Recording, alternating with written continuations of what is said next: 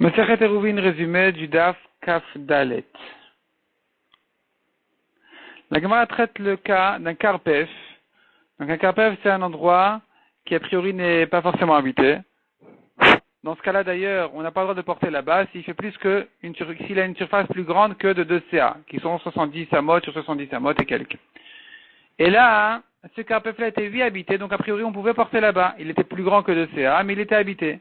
Le problème était qu'il a été semé en partie. Une partie de ce karpef a été semée, ce qui gênait l'habitation là-bas. On ne pouvait pas s'en servir de cet endroit-là. Ça s'appelle plus un endroit habité. Et là, on rentre un petit peu dans les problèmes à savoir est-ce qu'on peut quand même porter dans le reste du karpef, oui ou non. La Gemara dit que si la partie semée, elle fait pas la majorité du karpef, dans ce cas-là, il faudra voir combien la surface de la partie semée elle-même. Si c'est moins que 2 CA, il n'y a pas de problème, tout est permis.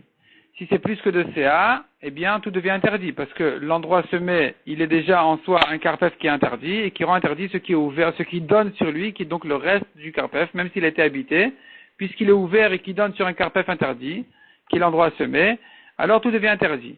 Par contre, dans le cas où il fait 2 CA, ni plus ni moins, 2 CA, là, il est suffisamment important pour prendre un statut en soi de karpef, et de karpef qui, d'une part, n'est pas encore interdit parce qu'il n'est pas plus grand que 2 CA pour être interdit. D'autre part, il est un domaine différent du reste du karpef. Donc, est-ce que le fait que ce soit deux domaines différents, un qui est le karpef habité et l'autre qui est le karpef semé, qui n'est pas interdit en soi selon ses mesures, mais est-ce que le fait que ce soit deux domaines différents, ça interdit de porter de l'un à l'autre ou pas? Ça, c'est une marloquette Rabbanan et Rabbi Shimon. Selon Rabbanan, c'est interdit, selon Rabbi Shimon, c'est permis. Si par contre le karpef en question n'avait pas été semé, il avait été planté d'arbres, là il est permis de porter dans le karpef parce que ça ne gêne pas vraiment l'habitation, on peut s'en servir là-bas, on peut profiter, on peut circuler là-bas. La Gemara ramène une discussion, est-ce que si les arbres sont désordonnés, ils ne sont pas en rangée, est-ce que ça gêne l'habitation ou pas? Et donc est-ce qu'on aura le droit de porter là-bas ou pas? La Gemara conclut, la Gemara raconte l'histoire d'un chacham qui se permettait de porter là-bas en disant, je pense comme Rav Nachman qui permet de porter même si les arbres sont vraiment désordonnés. Que faire dans le cas où le karpef n'était pas un endroit habité et qu'il a déjà été entouré de barrières et que maintenant on veut en faire un endroit utilisé, fréquenté, et que donc on pourrait porter là-bas, mais le problème c'est qu'il faut a priori placer les barrières une fois qu'il a déjà été destiné à ça. Or ici, les barrières étaient déjà là. Ce qu'il faut, c'est tout simplement casser les barrières. Mais si je casse moins que 10 amot, ou même 10, ça ne s'appelle pas encore que j'ai perdu la barrière. Il faut casser plus que 10 amot pour avoir perdu ici la fermeture de l'endroit, et que ensuite je puisse refermer jusqu'à ce que l'ouverture fasse moins que 10 amot. Et dans ce cas-là, ça s'appellera que je l'ai refermé au nom d'un endroit qui est habité, qui est utilisé, et donc ça va permettre ce karpef en question. La question se posera dans le cas où il a cassé une amas et il a refait. Il a recassé une amas de ce mur-là, de cette barrière-là, il a reconstruit. Et ainsi de suite, jusqu'à ce qu'il ait dépassé les 10 amot.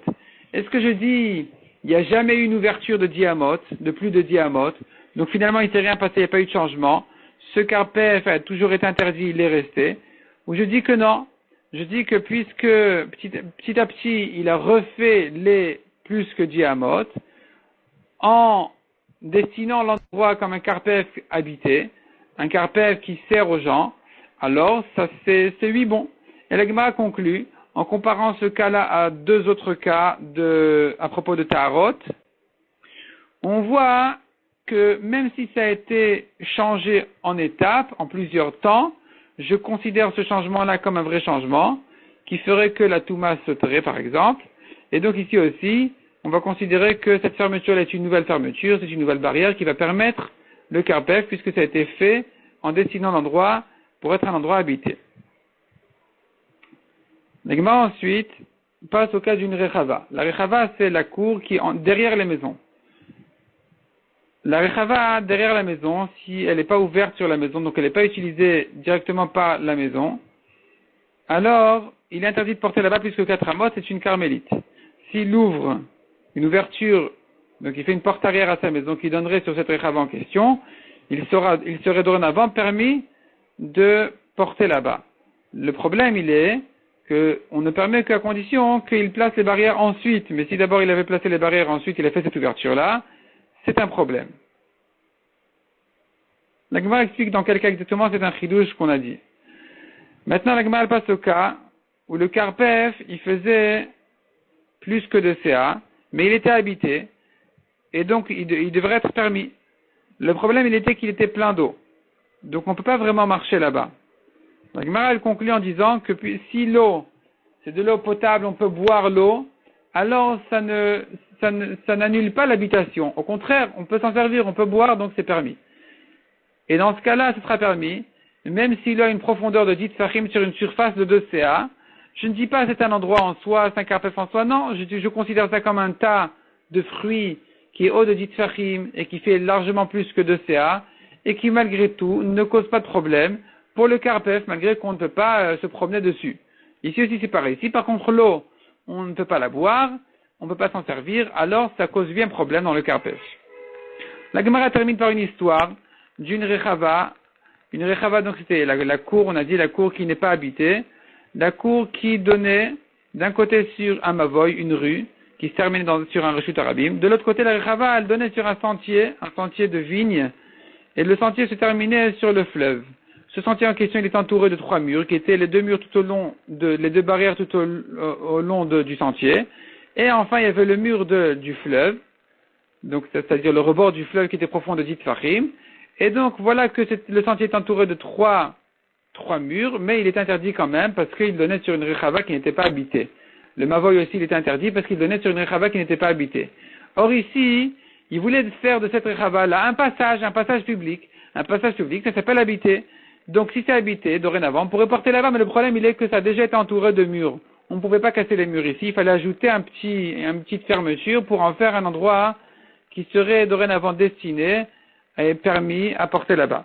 Qu'est-ce que on peut faire? La Gemara, elle propose plusieurs solutions qui sont toutes repoussées.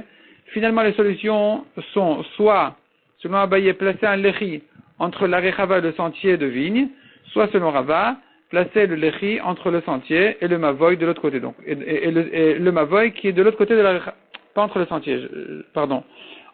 Soit entre la rechava et le sentier, soit entre la rechava et le mavoy qui était en face du sentier. Et la Gemara dit de cette manière-là, il sera permis de porter dans la rechava elle-même, dans le mavoy lui-même aussi, mais de l'un à l'autre, c'est une marloquette, est-ce qu'il est permis de porter, oui ou non?